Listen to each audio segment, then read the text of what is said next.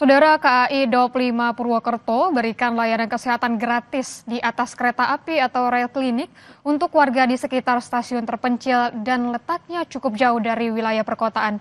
Rel klinik menjadi wujud kepedulian untuk meningkatkan kualitas hidup masyarakat.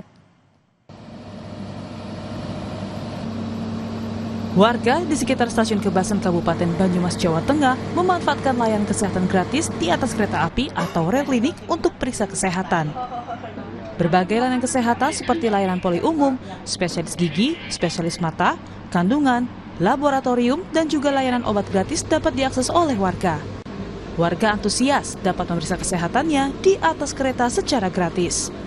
Kacamata, antara mata untuk penglihatan yang jarak jauh sama yang buat baca. Karena mungkin usia saya kan sudah 56, jadi mungkin untuk membaca kan kabur. Tadinya saya periksa cuma untuk jarak jauh, tapi karena usia saya sudah 56, akhirnya diperiksa juga untuk yang baca kayak gitu. Sama Bu dokter atau gimana tadi? Iya, Bu dokter, ya khusus spesialis mata. Oh gitu, Iya. dikasih resep atau gimana? Dikasih resep, ya.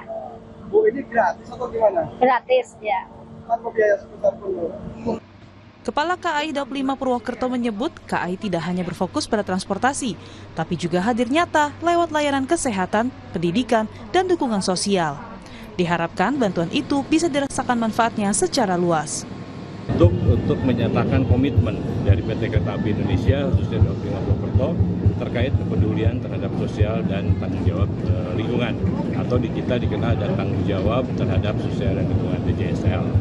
Lalu pada kegiatan pagi ini sampai dengan selesai, kami menyediakan rangkaian kereta kesehatan, adanya pemeriksaan dari mulai poli umum, mata, gigi, sampai dengan neurologi atau penyakit untuk ibu hamil dan anak-anak, serta ada juga pelayanan pemberian obat gratis.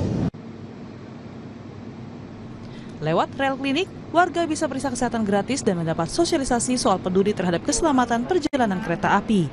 Warga diimbau agar tidak beraktivitas di jalur rel kereta api dan tertib lalu lintas di perlintasan sebidang. Bayu Nur Sasongko, Kompas TV Banyumas, Jawa Tengah.